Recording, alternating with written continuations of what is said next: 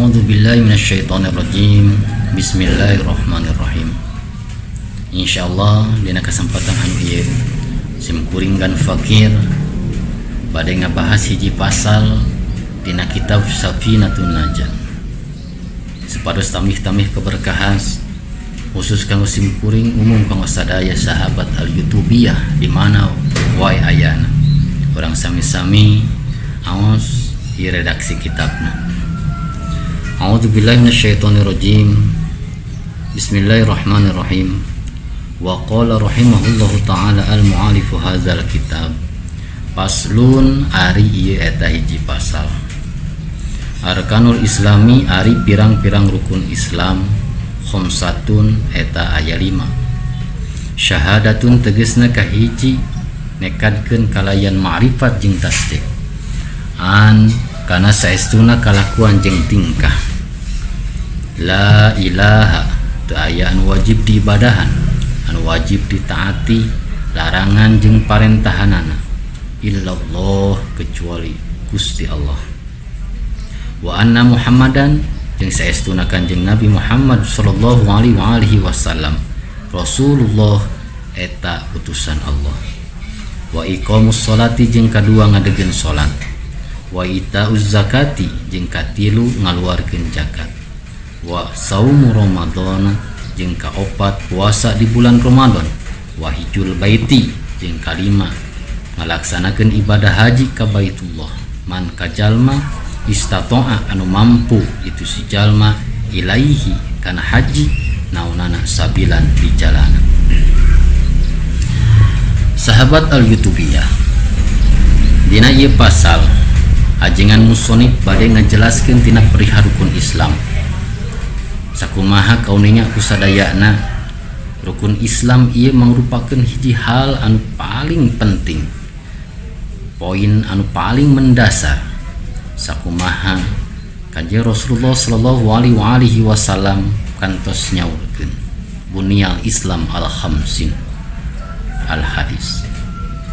Yen sayaktosna diadegeun bakal kuatna Islam lamun mah pakumpul, lamun mah diriksa, lamun mah dilaksanakeun perihal anu 5. Nu mana eta anu 5 teh? Nomor kahiji syahadatu alla ilaha illallah. Nekadkeun kalayan ma'rifat oge kalayan mengakui anu berdasarkeun jeung ilmu. La ilaha illallah teu aya anu wajib diibadahan, nu wajib ditaati parentah jeung larangan illallah kecuali Gusti Allah. Wa anna Muhammadar Rasulullah jeung saestuna Kanjeng Nabi Muhammad Rasulullah eta utusan Allah. Nomor kahiji buktos tina perihal syahadat. Syahadat urang kudu leres-leres tina anu berdasarkeun jeung ilmuna. Tegesna urang henteu leupas tina ilmu tauhidna. Sangkan naon? Sangkan etikad urang geus nyalahan tina naon perihal anu parantos ditangtoskeun.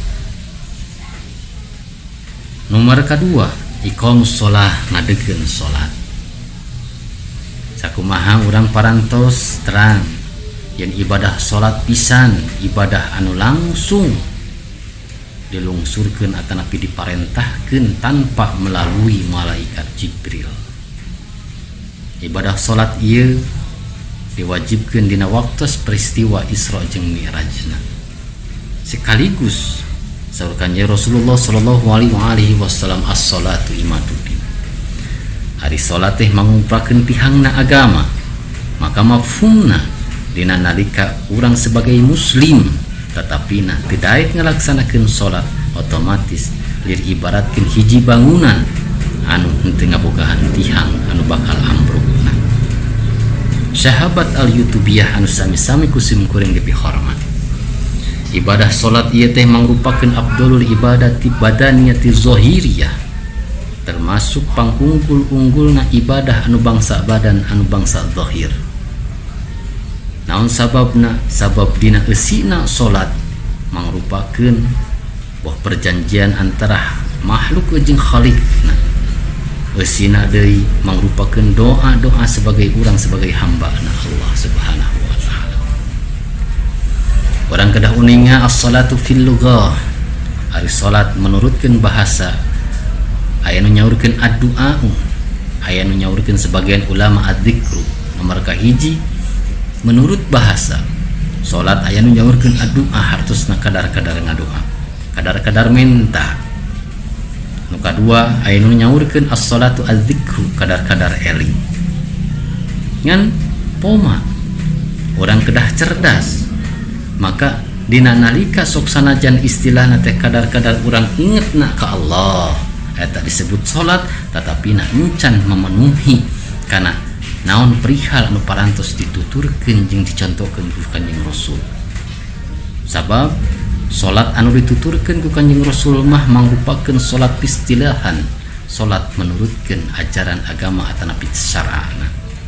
Naon anu disebut salat cek syara' mah aqwalun wa af'alun muftatihatun bitakbir wa muhtatimatun bitaslim. Pirang-pirang ucapan, pirang-pirang padamelan anu dimimitian ku takbir, anu ditungtungan ku salam. Eta numutkeun cik aturan ajaran syariah. Maka boh dina ta'rif ieu urang tiasa ngabenteng diri, urang bisa ngahambat atanapi ngalawanan karena paham-paham anu henteu bertanggung jawabna anu nyaurkeun cukup ku eling. Urang ngalaksanakeun salat cukup ku ngadoa. Henteu usah naon sababna? Sabab naon perihal anu contohkeun ku Rasul mah sapertos anu tadi. Puguh aturanana, puguh rukun jeung syaratna. Sahabat al-Yutubiyah anu sami-sami kusim kuring dipihormat sang sami-sami miharep kana karidon Allah Subhanahu wa taala. Salat ieu teh mangrupakeun hiji hal ibadah anu paling pertama bakal dihisab ku Allah Subhanahu wa taala jaganing di akhirat. Taku hal sakitu urang kudu benar-benar bisa ngalaksanakeun jeung ngadegeunna ieu salat. Sedengkeun pan istilahna teh dina masalah salat ieu la ya'ziru ahadun fi tarkiha madama aqilan. Teu aya pauduran ka saurang oge tina ninggalkeun kana ieu salat madama aqilan sah lagi eta jalma atawa manusia masih keneh ngabogaan akal. Maka lamun mah urang haroreang, lamun mah urang embung ngalaksanakeun ieu kewajiban atawa parentahanna salat, urang tinggal ngangken ngajadi jalma anu berakal tanda kutip jadi jalma anu gelona.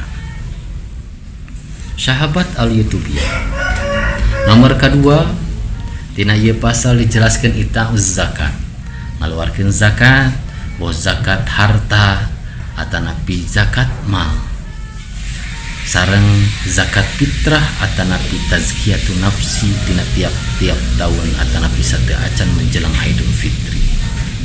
Namun langkung paosna, langkung jelasna insyaallah dibahas tina kesempatan anu sanes. Ngan dina ieu kesempatan didugikeun tina perihal atau haliman wajadal minal mustahiqina. Ngaluarkeun zakat atanapi dikaluarkeun zakat di jalma-jalma anu parantos naon di jalma-jalma anu parantos nisab ka jalma mustahiqina anu ngahak kana ieu harta zakat.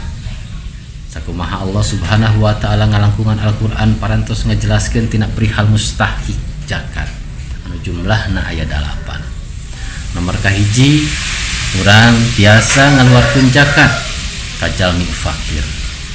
Urang kedah apal jalma fakir teh jalma anu teu ngagaduhan harta, teu ngagaduhan kasab. Tah eta disebut jalma fakir. Nomor kedua jalma miskin. Lamun jalma miskin mah kaduh usahana, kaduh hartana, tatapina henteu memenuhi kana kadar kabutuhan sehari-harina. Kabutuhanana 10 tapi penghasilanana 2. Kabutuhanana 20.000 dina sapoe tapi penghasilanana ukur 2.000, ukur 5.000. Tah eta disebut miskin, otomatis termasuk mustahik zakat anu ngahakkan harta zakat. Nomor katilu amil hartosna jalmi-jalmi anu nguruskeun tina harta anu kurang dikeluarkeun tegasna harta zakat. Nomor kaopat mualif hartosna mualif anu dibubunga anu tadina di luar Islam non muslimna terus ngikrarkeun kana syahadatna eta disebut mualif maka termasuk kana mustahik zakat. Sok sanajan mualif eta jalma beungha, sok sanajan eta mualif pengusaha sukses, tapi tetap eta mualif termasuk mustahik zakat. Nomor kalima riqab al-muqatibuna li anagharihim minal arqai. Di negara urang insyaallah moal aya tina perihal riqab. Yang nomor kaopat al-gharim anu boga hutang ngan kedah gaduh catatan tina perihal jalma anu gaduh hutang anu termasuk mustahik zakat teh hutangna pikeun memenuhi kana kebutuhanana lain hutang lantaran hirupna mewah-mewah. Nomor ka genep nomor ka 7 sabilullah anu berjuang di jalan Allah. Nomor ka 8 ibnu sabil anu nuju aya dina perjalanan anu lain perjalananana ngajalankeun maksiatna ka Allah Subhanahu wa taala. Sahabat al-Yutubiyah rukun Islam nomor kaopat buktosna puasa di bulan Ramadan. Dina tiap-tiap tahun sakumaha urang parantos ngalaksanakeun ibadah saum ieu teh mangrupakeun sami dasar pokok anu mesti kurang dijaga, mesti kurang dilaksanakeun sebagai muslim. Sareng nomor kagenep nomor kalimana buktosna ngalaksanakeun ibadah haji. Dina catatan pikeun jalma-jalma anu parantos ditakdirkeun ka Allah Subhanahu wa taala, parantos dimampukeun ku Allah Subhanahu wa taala dinisab jeung dinasibkeun. Nisab aya hartana, nasib cindak dina waktuna. Tah panginten sakitu dina perihal rukun Islam anu mesti kurang dijaga jeung diriksa. Insyaallah tur yakina dina nalika rukun Islam kurang dijaga jeung diriksa oge dilaksanakeunana, otomatis nilai keislaman anu aya dina diri urang teh bakal baja kuat. Sok sanajan istilahna teh fitnah zaman tuluy-tuluyan datang ka urang, insyaallah urang baris tiasa nanggulangina.